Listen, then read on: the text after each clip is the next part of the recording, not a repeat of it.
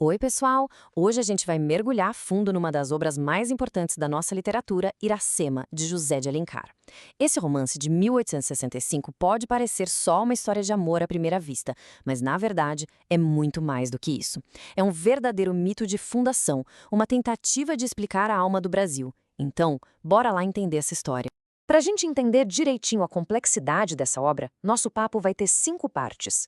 Primeiro, vamos ver o papel dela como um mito de fundação. Depois, a gente entra na história do amor impossível, que é o centro de tudo. Em seguida, as consequências trágicas desse amor, com o filho da dor. Daí, vamos analisar como a história toda funciona como uma alegoria da colonização. E, por fim, vamos entender por que Iracema continua sendo uma leitura tão essencial. Então, para começar, a gente precisa entender o contexto da época, sabe? Iracema não foi escrito só para entreter. A obra faz parte de um projeto literário muito maior que queria construir uma identidade própria para o Brasil, que era um país recém-independente. E esse projeto tem um nome: indianismo. Os autores românticos, como Alencar, olhavam para a figura do indígena e para a natureza exuberante do país como símbolos de uma brasilidade pura, original, bem diferente da europeia.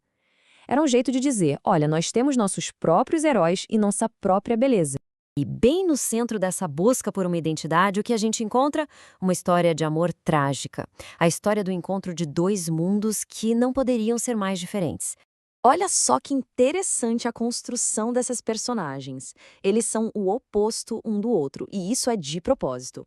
De um lado, tá Iracema, a virgem dos lábios de mel. Ela representa a terra, a natureza, a pureza da cultura nativa. Do outro, o Martim, o guerreiro português, que simboliza a cultura europeia, a razão, a civilização que vem de fora. O encontro deles é, na verdade, a colisão entre o Brasil indígena e a Europa colonizadora. Só que esse encontro, claro, não é nada tranquilo. Desde o comecinho, o amor deles já nasce marcado como algo proibido. E não é só por causa das culturas diferentes, não. A coisa é mais profunda, envolve uma questão religiosa bem séria. E aqui está o ponto central de tudo. A Iracema é a guardiã de um segredo sagrado da tribo dela, e por causa disso, ela fez um voto de castidade. Quando ela se apaixona pelo Martim e quebra esse voto, ela não está só desafiando a comunidade. Ela está cometendo uma transgressão que vai ser o gatilho para toda a tragédia da história. E como é que isso se desenrola? A decisão da Iracema de seguir seu amor pelo Martim vai ter consequências devastadoras, principalmente para ela mesma. A trajetória da Iracema, a partir daí, é uma sequência de perdas. Primeiro, ela quebra o voto. Depois, para proteger Martim, ela abandona seu povo, sua família, tudo que ela conhecia. Fazendo isso, ela perde a própria identidade cultural. E, no fim, seu sacrifício maior é a própria vida, que ela entrega para que um novo povo possa nascer. E nem a maternidade, que a gente imagina como um momento feliz, escapa dessa dor toda. Pelo contrário. Durante a gravidez, a Iracema vai se sentindo cada vez mais sozinha, sabe? Ela fica fraca, com muita saudade da sua terra, da sua cultura, enquanto o Martim está lá, envolvido nas batalhas da colonização. E é nesse ponto que a história pessoal da Iracema transcende, vira uma coisa muito maior. Ela se transforma numa poderosa alegoria sobre a formação do Brasil. O filho que nasce da união da Iracema com o Martim não é só uma criança. Ele é o grande símbolo do primeiro brasileiro, o resultado da mistura entre o povo indígena e o colonizador europeu. E o nome dele já diz tudo sobre a visão trágica do Alencar.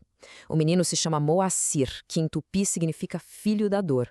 Ou seja, o próprio nome já entrega que o nascimento do povo brasileiro não foi uma festa, mas sim um evento marcado por muito sofrimento, por muita perda. É um nascimento que acontece ao mesmo tempo em que a mãe, a Iracema, vai definhando até morrer. Ou seja, para que o novo povo surja, o antigo precisa desaparecer. Então, a grande sacada do romance é essa. A morte da Iracema não é só o fim de uma personagem. É o símbolo do sacrifício de toda a cultura indígena nesse processo de colonização. Para que o Brasil mestiço pudesse nascer, a cultura nativa que ela representa teve que ser extinta.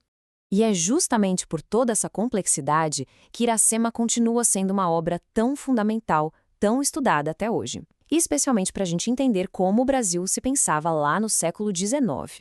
Pode reparar, o livro é um prato cheio do romantismo brasileiro. Tem um nacionalismo forte, Um sentimentalismo que é bem exagerado, a idealização da natureza, a idealização do indígena como um herói nacional, e tudo isso escrito numa linguagem super poética, cheia de metáforas.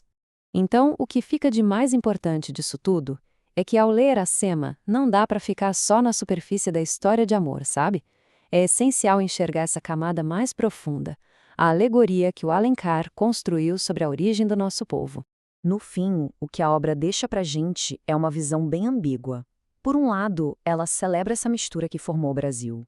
Mas, por outro, ela deixa um gosto amargo. Uma constatação bem melancólica de que essa formação aconteceu por meio de uma violência simbólica, do apagamento de uma cultura para que outra pudesse prevalecer. Isso tudo leva a gente a uma pergunta que continua super atual. A história de Iracema deve ser vista como a celebração de um mito nacional que une a todos? Ou como registro poético de um trágico apagamento cultural que está na raiz da nossa história? É uma pergunta que talvez continue sem uma resposta única.